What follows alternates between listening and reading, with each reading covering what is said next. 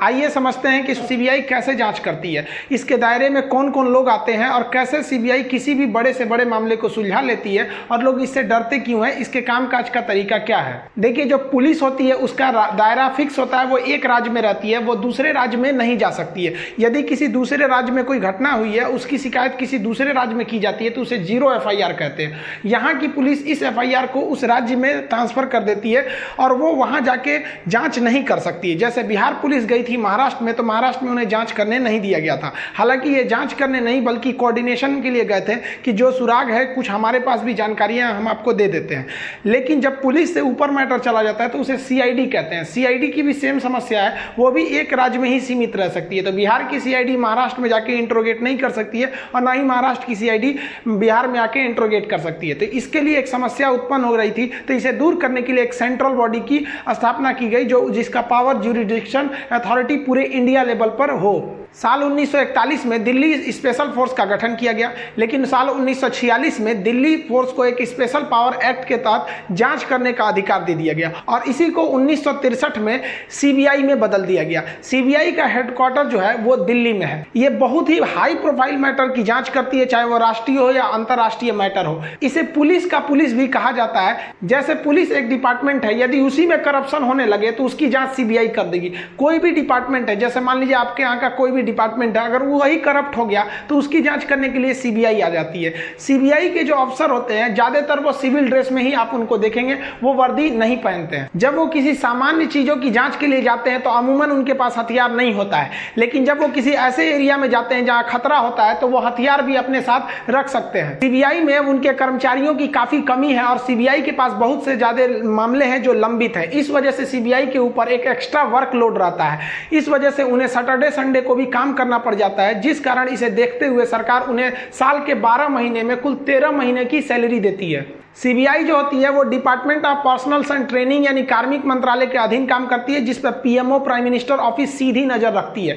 किसी भी मामले की जांच के लिए सीबीआई को बुलाने के लिए राज्य सरकार की सहमति का आवश्यक है, केंद्र सरकार भी सहमति देनी चाहिए। लेकिन अगर राज्य सरकार अपनी सहमति नहीं देती है तो सुप्रीम कोर्ट या हाई कोर्ट के आदेश पर सीबीआई जांच को कराया जा सकता है। हाई कोर्ट और सुप्रीम कोर्ट सीबीआई से आग्रह नहीं करती है बल्कि आदेश देती है कि आप इस मामले की जांच करें। एक बार जब जांच सीबीआई को मिल जाती है तो सीबीआई का दायरा पूरे हिंदुस्तान में है, ये किसी के अंडर में अब नहीं आएंगे, ये किसी से भी इंट्रोगेट कर सकते हैं। आप देखे होंगे बिहार पुलिस के जब एसपी जब गए थे विनय तिवारी महाराष्ट्र में, तो इन्हें क्वारंटीन कर दिया गया था, इन्हें कोई भी सहयोग नहीं दिया गया था। लेकिन जब इसी कमांड को अगर सीबीआई अपने हाथ में ले लेती है तो सीबीआई पर किसी भी तरह का कोई दबाव नहीं रहता है, ना ही कोई लोकल एमपी एमएलए या मंत्री का कोई दबाव रहता है। अमूमन ऐसा देखा जाता है कि आपका अगर आप पहुंच वाले हैं या फिर आप बहुत ज्यादा रसूख रखते हैं तो पुलिस स्टेशन में आपकी कुछ ज्यादा अच्छे से इंट्रोगेट पुलिस नहीं कर पाती है। लेकिन यह समस्या सीबीआई के पास नहीं रहती है, सीबीआई पर किसी का भी दबाव नहीं रहता है। सीबीआई को यदि अंदेशा हो जाता है कि नहीं इस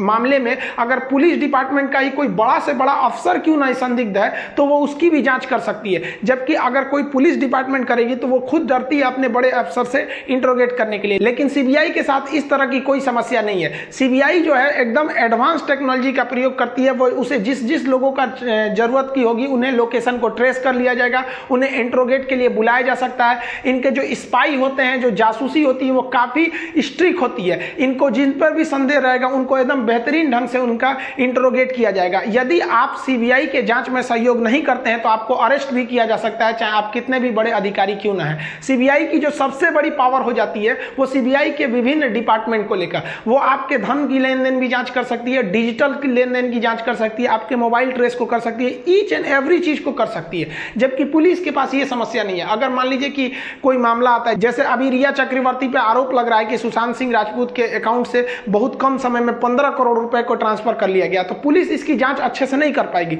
जबकि सीबीआई के पास एक स्पेशली इसके लिए डिपार्टमेंट है, वो तुरंत जांच कर लेगा कि कहां अकाउंट से पैसा आया और कहां तुरंत चला गया। हालांकि इसकी पैसे की जांच के लिए एक बेहतरीन डिपार्टमेंट है ईडी, इन्फोर्समेंट डायरेक्टरेट, प्रवर्तन निदेशालय, ये वित्त मंत्रालय के अधीन ही काम करता है। ये एकदम बारीकी से जांच करता है कि आप पैसे को कहां से कहां लेके गए। अगर उसे डाउट हो जाएगा कि आप पैसे का गलत लेन देन किए तो आपके संपत्ति को ईडी सीज कर सकती है। तो अभी सुशांत सिंह मैटर में ईडी भी प्रवेश कर चुकी है, तो पैसे की लेन देन पे तो पूरी तरह अंकुश लगाया जा सकता है। और साथ ही जब सीबीआई एंट्री कर चुकी है तो हम उम्मीद करते हैं कि इसका एक स्पष्ट और एक निष्पक्ष जांच की रिपोर्ट आएगी। सीबीआई महाराष्ट्र पुलिस पर भी दबाव बनाएगी कि आखिर क्या कारण थे कि आप लोग एफआईआर दायर करने में इतना लेट कर दिए, आखिर क्या कारण था कि बिहार पुलिस को इसमें इनिशिएटिव लेना पड़ा, क्यों आप लोग रिया चक्रवर्ती से उतना अच्छा से पूछताछ नहीं कर पाए, और आखिर क्या कारण बन गई कि एक इंडियन पुलिस ऑफिसर को, एक आईपीएस ऑफिसर को आपको 11 बजे रात को जाकर क्वारंटीन करना पड़ा। हालांकि इन्हें,